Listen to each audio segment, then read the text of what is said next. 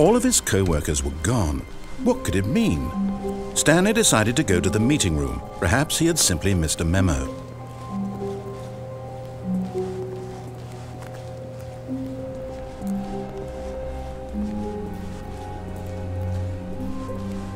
When Stanley came to a set of 2 open doors, he entered the door on his left.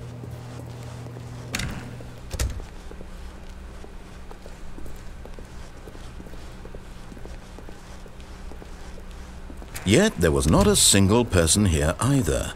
Feeling a wave of disbelief, Stanley decided to go up to his boss's office, hoping he might find an answer there.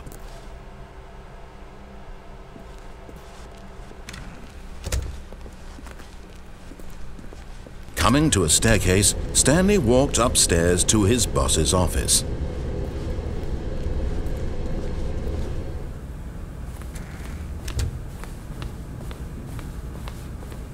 Stepping into his manager's office, Stanley was once again stunned to discover not an indication of any human life. Shocked, unraveled, Stanley wondered in disbelief who orchestrated this. What dark secret was being held from him? What he could not have known was that the keypad behind the boss's desk guarded the terrible truth that his boss had been keeping from him, and so the boss had assigned it an extra secret PIN number, 2845. But of course, Stanley couldn't possibly have known this. Yet incredibly, by simply pushing random buttons on the keypad, Stanley happened to input the correct code by sheer luck. Amazing. He stepped into the newly opened passageway.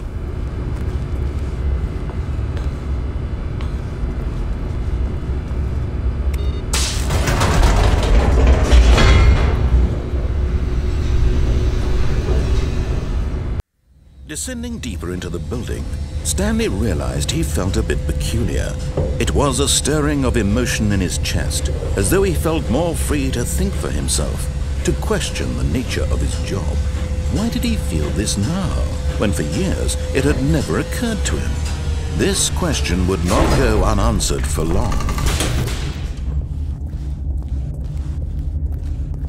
Stanley walked straight ahead through the large door that read Mind Control Facility.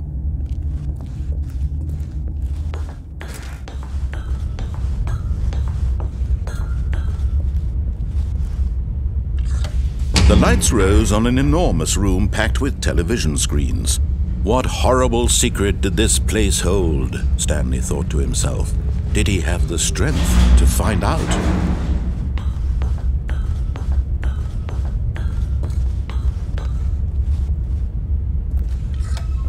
Now the monitors jumped to life, their true nature revealed. Each bore the number of an employee in the building, Stanley's co-workers. The lives of so many individuals reduced to images on a screen, and Stanley, one of them, eternally monitored in this place where freedom meant nothing.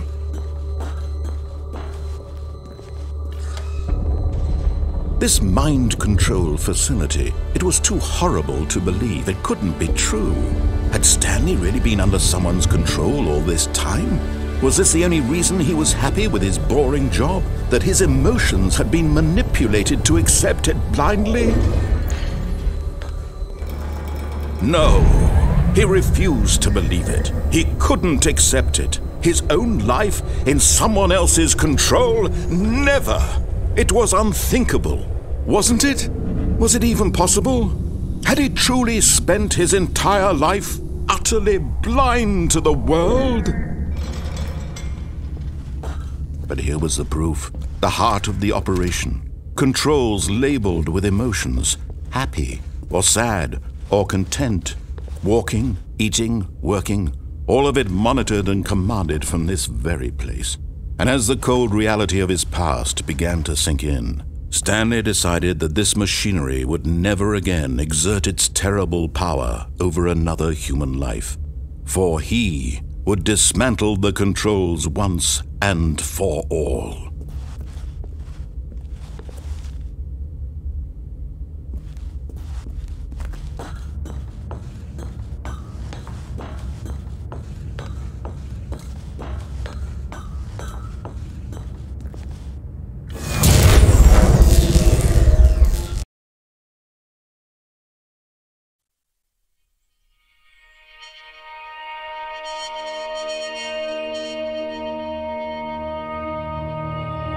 blackness and a rising chill of uncertainty. Was it over?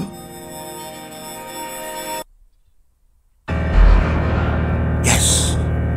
He had won! He had defeated the machine, unshackled himself from someone else's command. Freedom was mere moments away. And yet, even as the immense door slowly opened, Stanley reflected on how many puzzles still lay unsolved. Where had his co-workers gone? How had he been freed from the machine's grasp? What other mysteries did this strange building hold?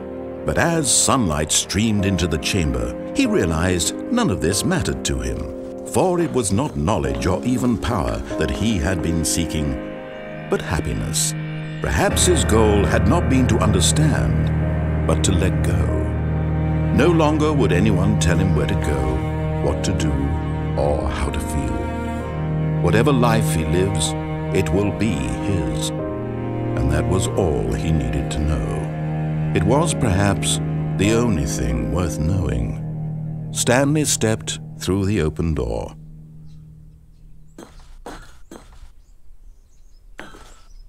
Stanley felt the cool breeze upon his skin, the feeling of liberation, the immense possibility of the new path before him. This was exactly the way, right now, that things were meant to happen. And Stanley was happy.